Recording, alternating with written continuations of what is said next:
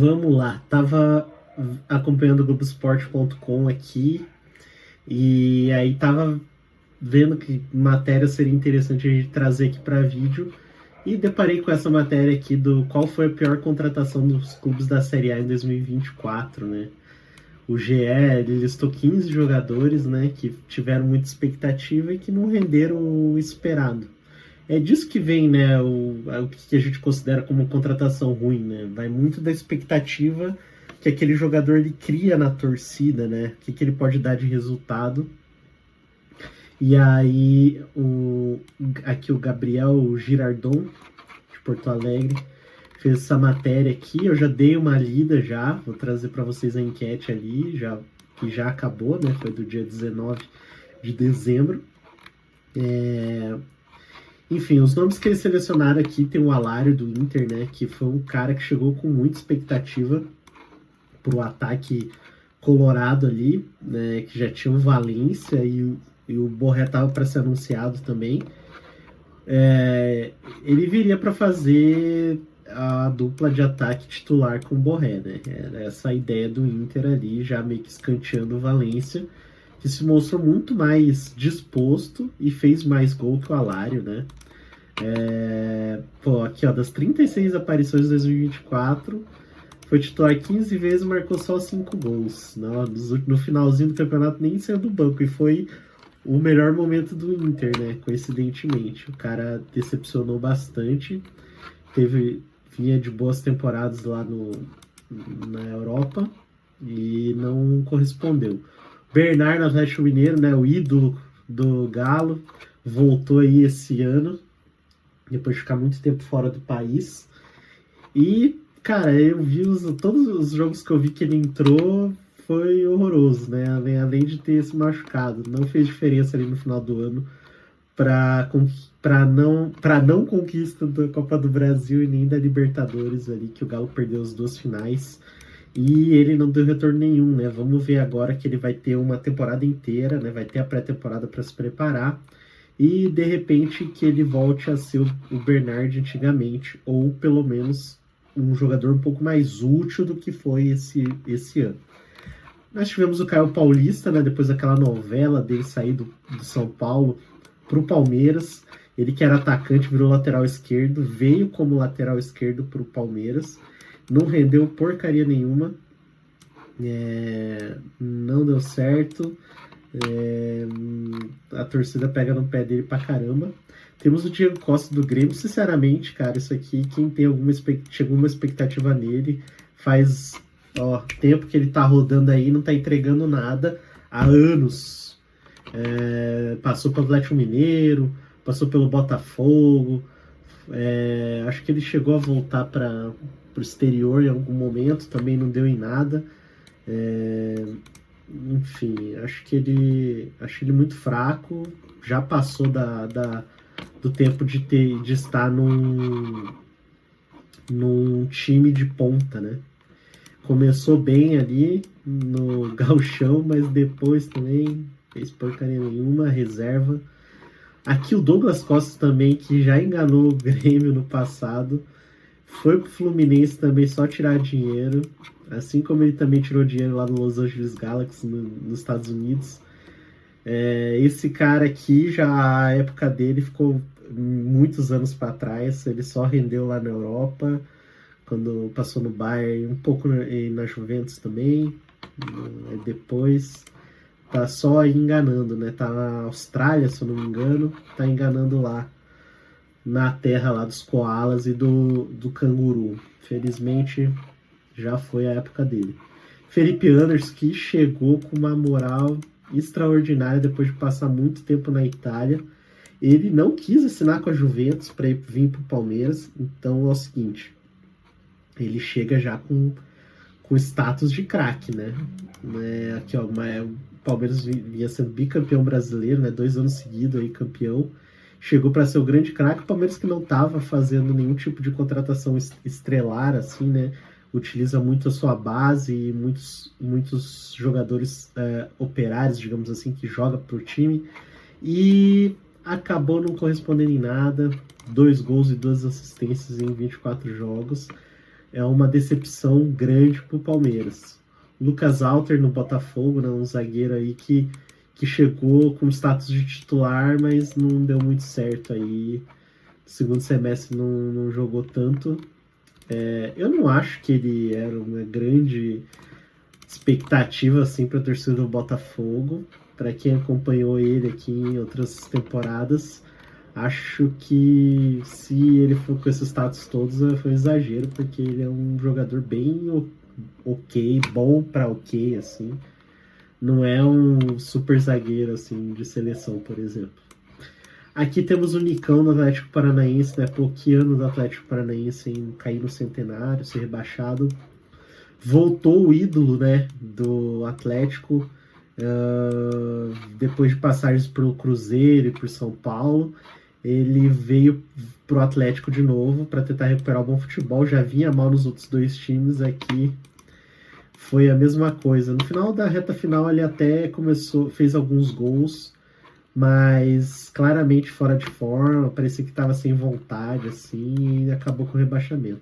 Isso aqui é triste pro torcedor, porque o Nicão ele já vinha sendo discutido como um dos maiores ídolos da história, né?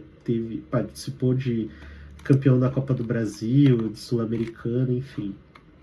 O Oscar Romero, o que por muita gente por muito tempo disse que era o irmão certo, né, dos Romeros ali. Tem o Romero do Corinthians e tem o Romero do Botafogo, né? Muita gente sempre falava que o Corinthians, quando contratou a primeira vez o Ángel Romero, que contratou errado, né? Mas no final das contas, o outro Romero é o que fez sucesso aqui no país, né? Esse daqui não deu muito certo aqui no Brasil. Foi reserva a maior parte do tempo pelo Botafogo, enquanto o irmão dele foi um dos salvadores do Corinthians aí contra o rebaixamento. Pavon do Grêmio, veio do Atlético Mineiro pro Grêmio. Jogou bem no começo do ano aí, ó, título gaúcho, tudo mais, fez gol, assistência, mas no restante do ano, fraquíssimo. Parecia que só entrava para correr, e é uma pena, porque ele, no passado, quando surgiu no Boca, era uma grande promessa, né, na seleção argentina também. Pedro Raul do Corinthians, que virou chacota aí, ele e o Yuri Alberto, por muito tempo foram chacota durante o ano. O Yuri Alberto deu a volta por cima e se mostrou ser um cara muito bom ali no ataque. O Pedro Raul nunca mais voltou na fase que ele teve no Goiás, que chegou a ser acotado para a seleção brasileira, mas no Vasco e no Toluca do México não deu certo. Agora no Corinthians também não foi para frente. Fez 3 gols aí, ó, o ano todo, com reserva aí quase o ano todo, e por muito tempo nem entrava nos jogos. É uma tristeza, porque ele tem tudo para ser um centroavante daquele raiz de área, sabe? Que você cruza para ele cabecear e dar o último toque pro gol. Não sei se era a fase do Corinthians ou se é a fase dele, mas a fase dele já tá bem uns 3, 4 anos aí que não tá... Uns 3 anos que não tá rendendo, não. Então, o Pedro Raul entra esse ano diferente. Eu não sei se ele vai sair do Corinthians, que ele vai ser reserva do Yuri Alberto, com certeza. E também com a chegada do Memphis Depay, não tem como. O espaço do ataque já tá bem ocupado, ainda com o Romero sendo o reserva mais, né, que vem entrando mais. Aí temos o Coutinho aqui no Vasco, né, o grande ídolo aí da torcida vascaína. Por mais que não tenha ganhado nada, é mais ídolo pelo que fez na história do futebol ali, jogando pelo Liverpool, pelo Barcelona e também pelo Bayern de Munique. Ele estava no Aston Villa. Ele teve uma temporada também no futebol árabe, se eu não estou enganado. Mas aqui ele voltou, achei ele, muitos jogos que eu vi dele, ele parecia que estava correndo de calça jeans, mas ainda assim ele tem bastante habilidade, assim, alguns lances dá pra ver que ele é diferenciado, sabe? Então pode ser que de repente ele tendo uma temporada inteira, né, pra treinar, fazer a pré-temporada bonitinha e tal, de repente ele recuperando a forma, se ele continuar no Vasco, pode ser que acho que merece mais chance pelo tudo que a gente sabe que ele fez no passado, né? E daí no futebol brasileiro, alguém que é acima da média tem que sobrar, e não foi o caso dele. Renato Augusto nunca mais voltou a ser aquele Renato Augusto da passagem do Corinthians lá de 2015, muito devagar, foi reserva a maior parte do tempo. Foi apenas 9 jogos como titular, né, de 32 jogos que ele estava. Um gol, uma assistência. Ele saiu do Corinthians por causa disso, o Fluminense apostou alto nele, porque o Fluminense vem apostando em jogadores de renome e com bastante bagagem, né? E o Renato Augusto se encaixa perfeitamente nesse perfil. O problema é que ele não rendeu dentro do campo.